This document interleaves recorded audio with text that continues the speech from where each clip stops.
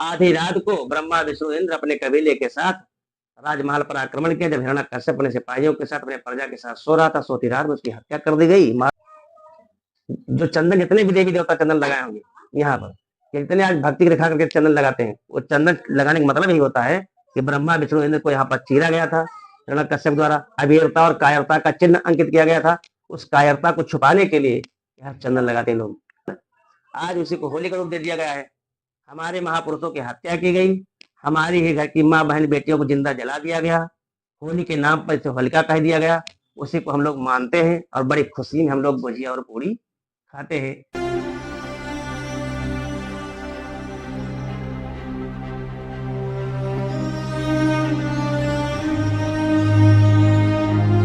कहते हैं ओम नमः पुराणे परमात्मने कलियुगे प्रथम चरणे आर्यावर्ते जम्बू द्वीपे भारत खंडे कश्यप गोत्रे यमुक नामे यमुक नक्षत्रे दासोहंग।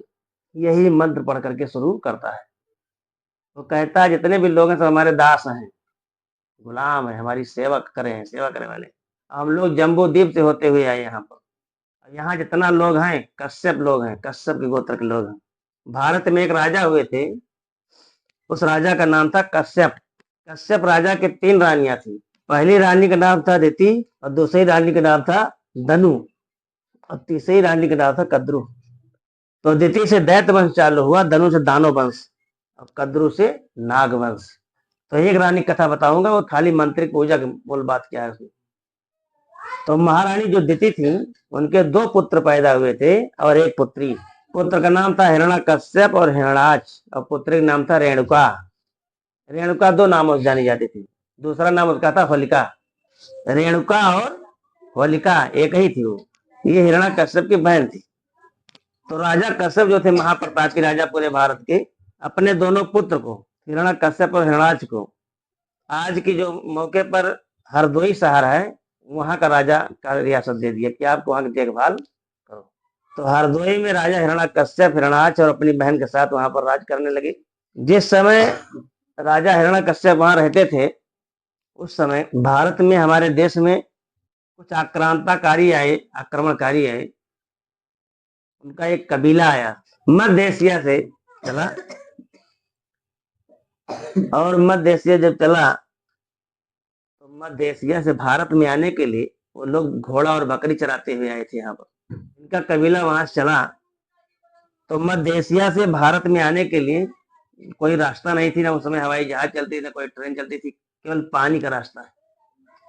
पानी के मार्ग से चले ये लोग, और पानी के मार्ग से जब चले वहां से, तो कैसे चले, पानी से कैसे भाई, बड़ी बड़ी नदियां थी, बड़े बड़े सागर जैसे, तो कैसे आए। तो भागवत में कथा आती है कि भगवान विष्णु जो थे, मत्स्य अवतार लिए थे, कूर्मा अवतार, ये कश्यपा अवतार। तो कश्यपा माने होता खचुहा, और मत्स्य माने होता मछली। तो मछली तो कहूँ बने थोड़ा पैदा हुआ थी, मछली जैसी नाव बनाया, उसी पर बैठ कर लोग आए थे। आज भी नाव देखो आप जाग नदी किनारे, तो आगे पाता रात, पीछे पाता रात, बीचे में पिटा रात ना, वो मछली का रूप दिया गया, उसी पर बैठ करके लोग आए थे। एक नाव होती थी पहले, घन्नई कूड़ा टाइप होता था, वो बिल्कुल खचुआ जैसी होती थी, उस पर लोग बांस बांध करके चलते थे, नदी पार करते थे। पहला मुखिया का नाम था ब्रह्मा, दूसरे का नाम था विष्णु, तीसरे का नाम था इंद्र, चौथे का नाम था जरस्तु। ये 4 लोगों का एक बड़ा कबीला आया। वहां जब आए तो गंगा सागर किनारे उतरे, तो यहाँ का रहन सहन जब देखा, यहाँ खान पान, आचार विचार, व्यवहार, यहाँ की प्रकृति, यहाँ की सभ्यता, तो लोग चौंक पड़े। ये तो बड़ा अच्छा देश है, यहाँ तो हर प्रकार का अनाज पैदा होता है, यहाँ पर दूध दही घी की नदियां बहती है, यहाँ तो सभी प्रकार के फल फूल मेवा पैदा होता है, बड़ा अच्छा देश है, बड़ा अच्छा मुल्क है। ये लोग ललायत हो गए यहाँ के लिए, क्योंकि ये ब्रह्मा विष्णु इंद्र जहां से चले थे, वहां पर 12 महीना केवल ठंडी होती है बस, और कोई मौसम नहीं होता। लेकिन अपने यहाँ क्या होता है, 4 महीना गर्मी, 4 महीना ठंडी, 4 महीना बरसात, बसंत ऋतु, शरद ऋतु, सब प्रकार का अनाज पैदा होता है, सब प्रकार का फल पैदा होता है, दूध दही घी मिलता है यहाँ पर, हर चीज मिलता है यहाँ पर। ऐसा देख करके लोग बहुत चंकित हो गए। तो ये लोग सोचे कि यहाँ पर कैसे हम लोग ज्यादा दिन रुकना चाहें तो कैसे रुकेंगे। तो ज्यादा देर रुकने की व्यवस्था इन लोगों ने सोचा। तो उसमें जो जरस्तु नाम का व्यक्ति था, वो ज्यादा समझदार था, विद्वान था। ब्रह्मा विष्णु इंद्र समझदार नहीं थे। तो जरस्तु जो था, उसने कहा कि हम लोगों का कोई खाने का पदार्थ चुक जाएगा जब, तो हम लोग यहाँ पर भिक्षाटन करेंगे। विचार क्या हुई पर, उसी विचार को हम लोगों को क्या पढ़ाया गया, समुद्र मंथन। सागर किनारे जब उठे वहां मंथन हुआ, मंथन माने विचार हुआ कि यहाँ पर कैसे रहा जाएगा, रात हो जाएगी कहाँ सोया जाएगा, जो खाने के लिए लायक चुक जाएगा तो कैसे हम खाएंगे, क्या करेंगे। तो उसमें जो ये था जरस्तु, उसने कहा कि जब भोजन खाने का चुक जाएगा तो हम लोग भिक्षा मांग लेंगे, तब खाएंगे, जहां शाम हो जाएगी वहीं पर डेरा डाल देंगे, वहीं पर आराम करेंगे। ये विचार किया। इस प्रकार से ये लोग वहां से चले और धीरे धीरे अपना चरवाही करते रहे। घोड़ा जो है अपने देश का प्राणी नहीं हो, इसीलिए आज देख लीजिए आप, राजस्थान में घोड़े पर जब दूल्हा जाता है तो अक्सर मार दिया जाता है या मारा जाता है, अपमानित किया जाता है। यानी केवल ब्राह्मण ठाकुर ही उस पर बैठ सकते हैं घोड़े पर। अभी राजस्थान में चीज है, घोड़े पर इसलिए वो लोग बैठने नहीं देना चाहते हो। इस प्रकार से लोग भिक्षा मांगते मांगते हरदोई पहुंच गए। और हरदोई जब गए तो देखा भिक्षा मांग रहे थे, संजोग से राजा हिरण्याकश्यप धौरहार पर घूम रहा था। धौरहार जानता को कहा थी, जगह बहुत बड़ा राजमहल होता था, जैसे घर बनवाया जाता जब तो आगे छज्जा निकाला जाता ना, वैसे घर के किनारे किनारे छज्जा निकाल करके गैलरी बनवा दी जाती है। उसी घर के चारों तरफ 1-2 किलोमीटर घूमने का चक्कर लगता था, पहले इतना बड़ा महल होता था। तो राजा उसी पर घूम रहा था धौरहार पर। उसने देखा कि यहाँ तो कोई ऐसे व्यक्ति, अनजाने व्यक्ति आए हैं हमारे मुल्क में, हमारे देश में, जो भिक्षा मांग रहे हैं। तो अपने सिपाहियों को बुलाया और कहा पता लगाओ कौन से लोग हैं आए। भाई पता लगाया, उनको बुला करके लेकर आए ब्रह्मा विष्णु इंद्र जरस्तु को। जब बुला कर लाए तो राजा हिरण्याकश्यप ने पूछताछ किया, उन्होंने बताया कि हम लोग बाहर से आए हुए लोग हैं, आपका देश आपका मुल्क बहुत अच्छा लगा, यहाँ घोड़ा बकरी चराने आए थे, लेकिन बहुत अच्छा लगा, इसलिए यहाँ पर कुछ दिन हम रहना और ठहरना चाहते हैं। इसलिए हमारे पास खाने की व्यवस्था समाप्त हो गई है, इसलिए हम कुछ मांग कर खा रहे हैं। तो राजा हिरण्याकश्यप ने कहा हमारे यहाँ कोई गरीब है ही नहीं, हमारे यहाँ भिक्षा नहीं मांगा जाता है, आपको खाने की व्यवस्था चाहिए, रहने की व्यवस्था चाहिए, सबसे बताना चाहिए मैं यहाँ का राजा हूँ। चलो ब्रह्मा विष्णु ने जरस्तु को बुलाया और कहा देखिए आप लोगों के लिए रहने के लिए मकान दिया जाता है और खाने के लिए जितना भी आप खाना चाहो, जितना दिन रहना चाहो उतना दिन आप खाइए और रहिए इस महल में, लेकिन भिक्षा मत मांगिए कहीं पर। तो भाई जेका फ्री में खाए मिल जाए और फ्री में रहने के लिए व्यवस्था मिल जाए तो क्या जरूरत भाई, आराम से रहने को मिल गया, खाने को मिल गया, अपना घूमते टहलते सारा दिन बकरी घोड़ा चराते और आराम से जीवन यापन करने लगे। हिरण्याकश्यप को एक पुत्र पैदा हुआ था, इसका नाम था प्रहलाद। प्रहलाद को ड्यूटी लगा दिया राजा हिरण्याकश्यप ने, तुम इनकी देख रेख करो, ये लोग जो बाहर से आए लोग हैं, ये लोग कैसे उठते हैं, कैसे बैठते हैं, कैसे चलते हैं, क्या बोलते हैं, क्या रहन सहन है, क्या खान पान है, क्या आचार विचार व्यवहार क्या है इनका, इनका देख रेख करिए। किस कारण ये केवल बकरी घोड़ा चराने आए, कोई और कारण है। तो प्रहलाद की ड्यूटी लगा दी गई, प्रहलाद वहां देख रेख में था। तो प्रहलाद क्या देखता है इनको रोजाना, जब ब्रह्मा विष्णु इंद्र जरस्तु जब खाना खाने बैठते थे ना, तो एक पेय पदार्थ निकालते उसको पीते थे, उसके बाद तब खाना खाते थे। तो प्रहलाद एक दिन देखा, 2 दिन देखा, 3 दिन देखा, नहीं रहा गया, उसे पूछा भाई कि आप लोग जब जब खाना खाते हो, भोजन करते हो, तो कुछ ना कुछ पीते हो, क्या चीज पीते हो। तो इन लोगों ने कहा कि हम लोग सोमरस पीते हैं। अब सोमरस क्या चीज है, क्या जानेंगे, कोई जानता है आप सोमरस क्या है। लेकिन वाल्मीकि रामायण पढ़ेंगे आप, ऐतरेय ब्राह्मण पुराण पढ़ेंगे, गोपथ ब्राह्मण पुराण पढ़ेंगे, यानी 4 वेद 6 7 18 पुराण 54 स्मृति जब पढ़ेंगे तो उसमें सोमरस लिखा मिलेगा कि देवता लोग क्या पीते थे, सोमरस पीते थे। सुर क्या पीते थे, सोमरस पीते थे, सुरा पीते थे। उसी सोमरस को सुरा कहा जाता है, उसी सुरा को शराब कहा जाता है, उसी शराब को दारू कहा जाता है आज के भाषा। ठीक बात जान लीजिए, इस देश में शराब जो है आर्यों को लाया हुआ है, और जो चाय है वो अंग्रेजों को लाया हुआ है, और जो खैनी तंबाकू पान गुटखा खाया जाता है ये मुगलों को लाया हुआ है। तीनों विदेशी चीज आज भी है। सबसे ज्यादा खतरनाक क्या है, शराब।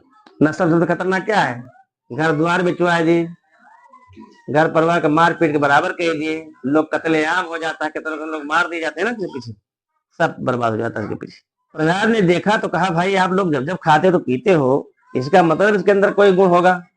तो उसने भी कहा लाओ थोड़ा हम भी चखते हैं भाई। तो प्रहलाद ने भी चिखा, एक दिन चखा, 2 दिन चखा, 3 दिन चखा, धीरे धीरे आदत, धीरे धीरे कहा संगत से गुण होता है, संगत से गुण जाए, बांस पास की मिसरी एक भाव बिकाए। संगत का प्रभाव होता है।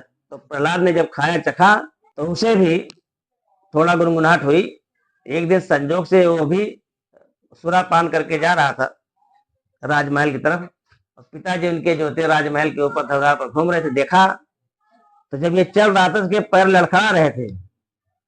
तो शराब का गुण होता जो है, शराब का जो असली गुण होता है, जैसे महुआ देखे बड़ा मीठा होता है, लेकिन उसको जब उतार लिया जाता है उसका रस, तो पानी बहुत कड़वा होता है। महुआ का दवा का रूप है, वो जान लीजिए। लेकिन महुआ का पानी जो होता है वो कड़वा हो जाता है, और इसका जो नशा होता है वो ब्लड के अंदर जाता है, खून के अंदर जाता है। और जो पानी की मात्रा होता है वो पसीने और पेशाब से निकल जाता है, लेकिन उसका नशा जो होता है वो ब्लड के अंदर चला जाता है, खून के अंदर चला जाता है। और जब खून के अंदर जाता है तो आदमी बोलता है तो लड़बड़ाती है जवान, और चलता है तो पैर डगमगाता है। ये उसकी अर्थ है। अब कितना ताकतवर व्यक्ति है, बहुत ताकत है मेरे पास, और शराब अगर ज्यादा पी लिया है तो बहुत कमजोर हो जाता है, जान, दुर्बल हो जाता है। उसको एक कमजोर व्यक्ति भी मारकर गिरा सकता है।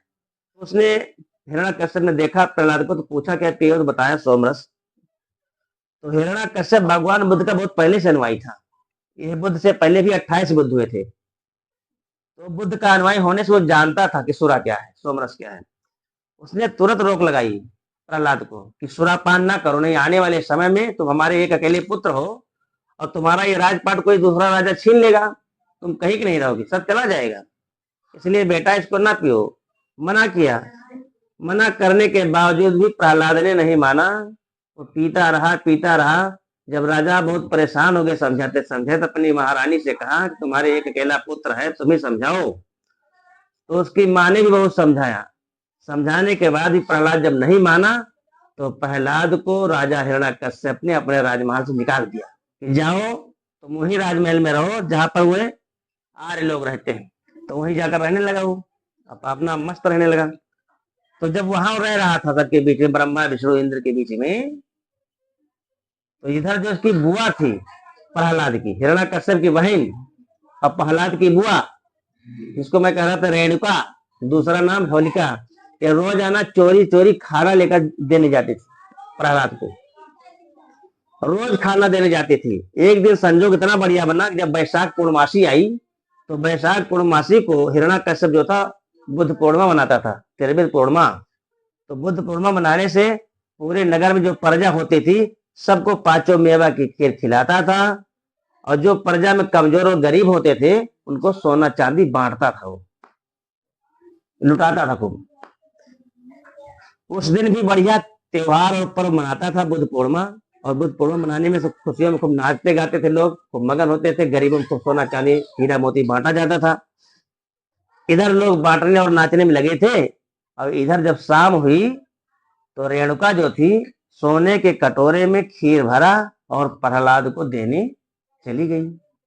जब वहां देने गई तो ब्रह्मा विष्णु इंद्र जरस्तु जितने लोग वहां कबीले के थे और लोग, सब ने सोमरस पी करके मस्त थे, और प्रहलाद को भी खूब पिलाया था। तो प्रहलाद को जब पिलाया तो प्रहलाद के हाथ में जब कटोरा देने गई बुआ उसकी, तो कटोरा हाथ से थामा नहीं गया। जैसे ज्यादा पी लेते नहीं ना, तो कटोरा कोनो हाथ में सामान पकड़ नहीं पाती। यहाँ तक वो कटोरा जब थाम नहीं पाया, अपने भतीजों को समझाने लगी। लेकिन वहीं पर जो और कबीले के लोग बैठे थे, लोगों ने जब रेणुका, राजकुमारी रेणुका को देखा, तो इन लोगों के अंदर कुदृष्टि बदल गई और व्यभिचार उत्पन्न हुआ, और राजकुमारी रेणुका को ही पकड़ लिया और उनके साथ व्यभिचार किया। ये दशा हुई जो फूलन देवी के साथ 22 ठाकुरों ने किया था, और रेणुका वही मर जाती है। प्रहलाद देख रहे हमारे बुआ के साथ अत्याचार हो, लेकिन छोड़ा नहीं पाओ थे। कैसे छोड़े भाई, एक तो उन्हें साथे रहता है, इतना नशा कहले हैं छोड़ा ना पाए। जब छोड़ा नहीं पाए वो मर गई। जब मर गई तो ब्रह्मा विष्णु इंद्र के जो कबीले के लोग थे, इन लोगों ने देखा तो कहा तो बड़ा गजब हो गया। हम जिसके राजमहल में रह रहा हूँ, जिसका दिया हुआ खाना खा रहा हूँ, उसी के बहन के साथ इतना बड़ा अत्याचार किया कि मर गई। अगर कल राजा हमसे पूछेगा तो हम कौन जवाब देंगे। तो जल्दी जल्दी, रात का पहर था, उसकी लाश को घसीट करके जंगल की झाड़ियों में छुपा दिया गया। 11 बजे से 1 बजे रात तक, पहले जमाने जब डकैतियां पड़ती थी तो रात के पड़ते 11 बजे से 1 बजे रात तक। लोग 11 बजे से 1 बजे रात तक बीच में लोग सो जाते हैं, गहरी नींद सोते। आधी रात का समय जब बीता तो सभी यारियों ने मिल करके राजकुमारी रेणुका की लाश जो झाड़ी में छुपाया था उस लाश को ले गए जंगल के बीच में, खरपतवार इकट्ठा किया, उसी में से जला दिया। बात आप जान लो कि लाश अगर जलाई जाए, नीचे लकड़ी लगाई जाए, अगल बगल लकड़ी लगाई जाए, ऊपर लकड़ी लगाई, तब लाश जलती है, जान लीजिए। खरपतवार में लाश नहीं जलती है। लोग नशे में जलाए थे, लाश जली नहीं पूरा। और लाश जला कर चले आए। सवेरा जब हुआ तो राजा हिरण्यकश्यप अपने राजमहल में जब सोकर उठा, रात भर रानी भी नहीं सोई थी, क्योंकि ननद और भौजाई को ये पता था। रोजाना भौजाई जो है अपनी ननद को भेजती थी भोजन लेकर के, वो जानती थी, आज भी वो जानती थी, इसीलिए वो सो नहीं रही थी। पूरी रात वो इंतजार कर रही थी कि मेरी ननद लौट कर नहीं आई है। अगर राजा सुबह सो करके उठेंगे, हमसे पूछेंगे तो हम कौन जवाब देंगे, यही सोच रहे थे। अब जब राजा उठे सवेरे, राजकुमारी को जब नहीं देखा तो पूछने लगे भाई। जब पूछने लगे तो रानी को बताना पड़ा कि वो शाम को गई है लेकिन अभी तक वापस नहीं आई, रोजाना जाती थी आपकी चोरी। तब राजा हिरण्यकश्यप पता लगवाया तो जंगल में अधजली लाश मिली, सिपाहियों के द्वारा उसे कब्जे में लिया गया। लाश को कब्जे में लेने के बाद राजा ने ब्रह्मा विष्णु इंद्र जरस्तु का जितना कबीला था सबको बुलाया अपने दरबार में, और बुलाने के बाद सबको गधे पर उल्टा बैठा दिया और मुंह में कालिख लगाया, और मुंह में कालिख लगा करके अपने म्यान से तलवार निकाली और माथे पर चीर दिया, यहां से लेकर के यहां तक चीर दिया कि आज के बाद ये कायर लोग, यानी ये कायर लोग जो है दोबारा अगर मेरे नगर में वापस भी लौट करके आएंगे तो ये दाग कभी जाने वाला नहीं। ये दूर से ही पहचान में आ जाएंगे कि ये लोग छलिया हैं, ये लोग कायर लोग हैं, ये लोग अबीर हैं। अबीर का मतलब कायर होता है। यहाँ के लोग वीर थे, लेकिन जो बाहर से आए लोग थे अबीर थे, यानी कायर थे। ये कायर लोग हैं। और गधे बैठा करके नगर से निकालने का काम किया, तो वहां की प्रजा जो थी बड़े क्रोध में थी कि राजा ने तनिक भर दंड नहीं दिया, खाली माथे पर चीरा दिया और गधे पे उल्टा बैठा, मुंह में कालिख लगाया। लेकिन प्रजा ने कहा हम लोग छोड़ेंगे नहीं। प्रजा ने कहा कि चाहे जिधर से जाएंगे ये लोग, बिना हम लोग मारे नहीं छोड़ेंगे। तो जिधर से लोग विदा हुए ना, प्रजा जवान बूढ़े स्त्री पुरुष बच्चे सब लोग, किसी के हाथ में पत्थर, किसी के हाथ में गोबर, किसी के हाथ में कीचड़, किसी के हाथ में लाठी, किसी के हाथ में डंडा, सब लेकर खड़े थे लोग। जिधर से लोग निकले उधर ये मारे गए और मार मार करके इनको नगर से बाहर किया गया। प्रहलाद भी चला गया, क्योंकि प्रहलाद की हिम्मत नहीं थी कि अपने पिता के दरबार वापस चला जाए, क्योंकि उसे जवाब देना पड़ता। विष्णु ने कहा कि प्रहलाद तुम काहे चले आए हो, तुम अपने नगर काहे नहीं वापस गए भाई, तुम अपने नगर वापस जाइए। तो कहा मैं कौन मुंह लेकर के जाऊंगा, पिता हमारे अगर पूछने लगेंगे कि तुम अपनी बुआ की रक्षा क्यों नहीं कर पाए, तो हम कौन सा जवाब दूंगा। तो ब्रह्मा विष्णु इंद्र ने कहा देखिए, ये तुम आज चले जाओगे अपने पिता के सामने, जो कुछ कहेंगे उसको आपको सहन करना पड़ेगा, उनसे क्षमा याचना विनती प्रार्थना करना, और आज के बाद पूरा पान जोकर उसको छोड़ दीजिए। आने वाले समय में जिस दिन तुम राजा बनोगे उस नगर के, उस दिन हम वापस आपके यहाँ आएंगे, अन्यथा मैं आपके नगर में दोबारा वापस आने वाला नहीं हूँ। पहले अक्सर आपने सुना होगा बेटा पुत्र जो होता था हमेशा राजा बनने की इच्छा रखता था। अक्सर कहानी में सुना होगा कौन कौन बाप का मार के बेटा राजा बनते थे। सब ने कहा मैं जानता हूँ कि मैं राजा बनूंगा, लेकिन हमारे अपने पिता के रहते हुए मैं कभी राजा नहीं बन सकता हूँ, क्योंकि मेरा पिता कोई साधारण व्यक्ति नहीं है। क्योंकि मैं उसके बल को जानता हूँ, उसकी शक्ति को जानता हूँ, जिसके लिए इतना वर्णन किया जाता है कि ना रात में मरेगा, ना दिन में मरेगा, ना धरती में मरेगा, ना आसमान में मरेगा, ना अस्त्र से मरेगा, ना शस्त्र से मरेगा, न इंसान मार पाए, न जानवर मार पाए, न घर के अंदर मरेगा, घर के बाहर मरेगा। इतना वो ताकतवर था, इतने उसके कीर्ति और उसके ताकत का वर्णन किया गया है कि लोग उससे भय खाते थे हिरण्यकश्यप से। सुड़ो ने कहा कि इसकी फिक्र मत करिए, मैं राजा तुम्हें बना कर छोड़ूंगा, केवल मेरे बताए हुए रास्ते पर चलते रहो, बस जैसा मैं कहता हूँ वैसा आप करो। कहा क्या करना है, कहा तुम हमसे मिलते रहेगा बीच बीच में, मैं तुम्हें तरीका बताऊं कैसे राजा बनना है। प्रहलाद ने यहाँ पर धोखा दिया है। प्रहलाद वापस गया, अपने माता पिता से क्षमा मांगा, विनती किया, प्रार्थना किया। तो दुनिया में कोई ऐसा माता पिता नहीं जो अपने बच्चों को क्षमा न कर दे, जान लीजिए। तो अपने माता पिता के द्वारा क्षमा पाया और प्रहलाद रहने लगा, लेकिन चोरी चोरी अपने माता पिता से रोजाना विष्णु से मिलने जाया करता था। और वहां से मिलते मिलते 1 साल का दिन बीत गया। जब फाल्गुन महीना लगा जिस दिन को पूर्णमासी कहा जाता है, जिस दिन होली जलाई जाती है और दूसरे दिन चैत्र लग जाता है, जिस दिन होली मनाई जाती है, तो उस दिन पूर्णमासी के दिन चंद्रमा पूरे आकाश में खिलती है और दिन में रात होती है। सबसे अच्छी रात फाल्गुन के पूर्णमासी को होता है, जान लीजिए। आर्यों ने कहा, ब्रह्मा विष्णु इंद्र ने कहा, मैं आज आपके नगर में प्रवेश करूंगा प्रहलाद, और सवेरा होते होते मैं तुम्हें राजा बना दूंगा। लेकिन एक काम करना पड़ेगा, जो तुम्हारे रियासत का पहला गेट है, पहला किला का जो दरवाजा है, उस दरवाजे का कुंडा खोल करके रखिएगा, फिर सवेरे मैं तुम्हें राजा बना दूंगा। प्रहलाद ने कहा ठीक है।